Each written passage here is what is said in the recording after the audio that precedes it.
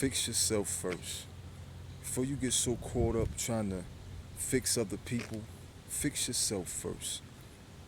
That's a form of procrastination, a form of stagnation. Trying to tend to other broken pieces before you tend to your broken self. If you still require maintenance, if you're still under maintenance, if you still need repair, you need to make those repairs. You need to maintenance yourself before trying to fix, maintenance, or repair anything or anyone else. Fix your broken pieces. Deal with the aspects of yourself that need repair. The screws that need tightening, that need adjusting. The wires that need to be trimmed and adjusted, tweaked, rewired. Focus on self-repair. Fix yourself. Deal with yourself. It's okay. It's not a bad thing. It's not anything wrong with tending to yourself and making sure that you're good, making sure that you're functioning at your maximum ability, that you're functioning properly, that you're properly in order. See, oftentimes people want to take on all of these other odd jobs because they don't want to do the work they need to do for themselves. They don't want to put that work in because that's the work that really, really, really takes time. That's the real tedious work. That's the work that people don't want to do. See, it's easy to give advice to other people. It's easier to give suggestions to other people because that's just what it is. It's advice. It's a suggestion. They may take it. They may not. They may take heed. They may do something opposite. See, but when you're dealing with yourself, you know if you're applying these methods. You know if the work is being completed or if the task is left undone because it's your work. See, but that's a form of conviction that a lot of people don't want to face. The conviction of self-letdown, stagnation, or disappointment in themselves because they're not doing the work that they need to do for themselves. So what they do is they go find someone else to guinea pig on, or they want to put shoes on snakes. They want to put their skin on other people. They want to put their cloth on other people. But really they need to wash their dirty robes. They need to wash away their dead skin.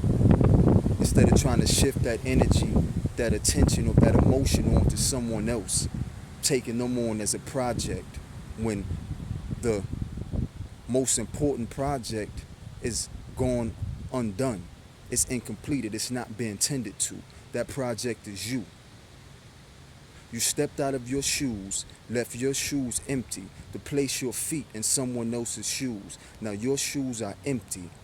There's no feet in those shoes. They're stagnant. They're not moving because you vacated your shoes to walk in someone else's, or to psych yourself into thinking that you're walking in someone else's shoes. But really, you're stepping out of your shoes and abandoning them. Your shoes refer to you and the work that you need to do mentally, psychologically, physically, spiritually. In which spiritual work, true spiritual work, is psychological. Spirituality is just the indigenous, the original, the natural form of psychology. Spirituality was psychology before psychology. So don't let the words and the terms confuse you. See, a lot of people say that they're spiritual and they're doing spiritual work, but their psyche is off. They're mentally damaged. They're psychologically damaged. They're dysfunctional. They're broken. They need repair. They need maintenance. But they say that they're spiritual. See, this is synthetic spirituality. It's superficial. It's cosmetic. It appears to be spiritual because people dress themselves up a certain way, say certain things, and try and copy the characteristics of that particular thing that they say that they are, that particular system, that particular practice. But they're all off mentally. They're all off in the head. If you're off in the head, but you're saying that you're spiritual, then you're missing something. You don't truly comprehend spirituality or what it is to be spiritual, because true spirit work is psychology. It's the science of the soul and the spirit and the connection, the distance between the two. This is what mobilizes your vehicle. This intuition, these sparks, these wires, this communication between the soul and the spirit. That's what triggers the vessel to move. The vessel was moving based off of these impulses, based upon the direction that it's getting from your soul, your spirit. Some people are dead of that connection. They've lost that connection. Somewhere wires have been cut. But see, this is all part of self-repair and maintenance in yourself. Stop running from yourself. Stop avoiding what you need to do for yourself. You're convincing yourself that you're doing a good thing because you're working with other people, or saying that you're working with other people, but in a sense, you may be a hindrance to them. Because if you're broken, how are you going to show them the tools, or how are you going to show them the path of repair if you haven't walked and completed that path yourself? Now, I'm not saying that you can't help people along the way or give assistance, but only what you're qualified to assist in. If it's still aspects of yourself that are broken, if it's still aspects of yourself that need to be maintenance, then you can't lend maintenance advice to someone else on that particular thing.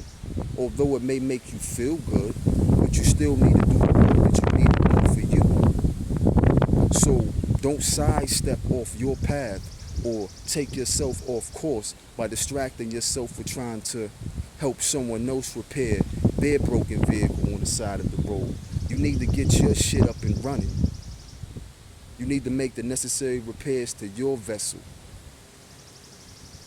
before you try and lend these helping hands to all of these other people, because you only have two hands. You only have two hands. If you lend both of those hands, what hand do you have left for yourself? See, again, this is like empty shoes.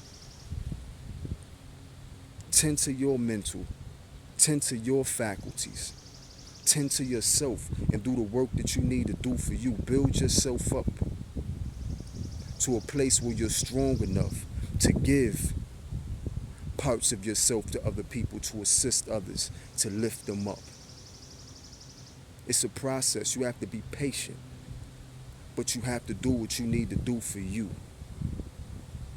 Don't allow yourself to be distracted. Don't distract yourself or hinder yourself because you're feeling overwhelmed, or you're letting this world around you beat you down to get the best of you, or it's discouraging you to do what you need to do for you. And so you pawn that off and project onto someone else, or impose onto someone else.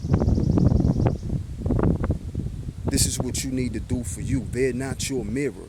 They're not your reflection. You are. You are the reflection.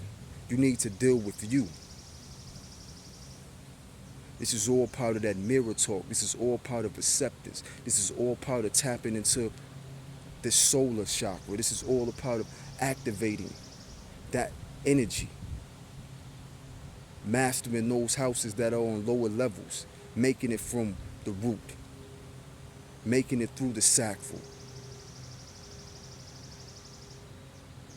But I told you, a lot of that deals with a lot of worldly things, those lower levels, the worldly attachments, the insecurities, the things that you can't let go of. All of the superficial, carnal desires and urges.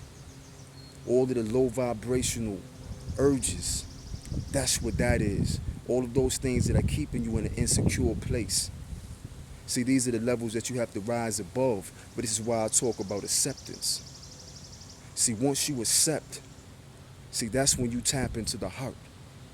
And that's when true evolution, true elevation takes place. It's either going to raise you up or it's going to send you down, but the heart is the medium. So how will you make it there? Will you make it there clean? Will you make it there without all of the baggage? Or will you take that baggage with you? And then because you have so much baggage, you've overseeded the weight and now you get rejected and you have to go back down.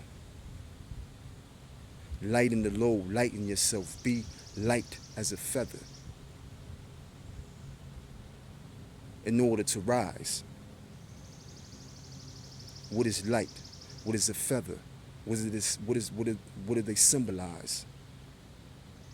I've touched on that in the Body of Light video. You are a soul with the body. You are not your body. You are a soul with the body. I touched on that in that video. What it is to be light, or light as a feather. But you got to deal with yourself and do the work that you need to do for yourself. Don't allow yourself to be distracted. Don't allow yourself to be taken off your path. But stop running from what you need to do for you. Make the necessary repairs. Because if you don't do it, who will? You'll remain broken. Either that or you're going to depend on someone else to fix you for you. And they may not do such a good job.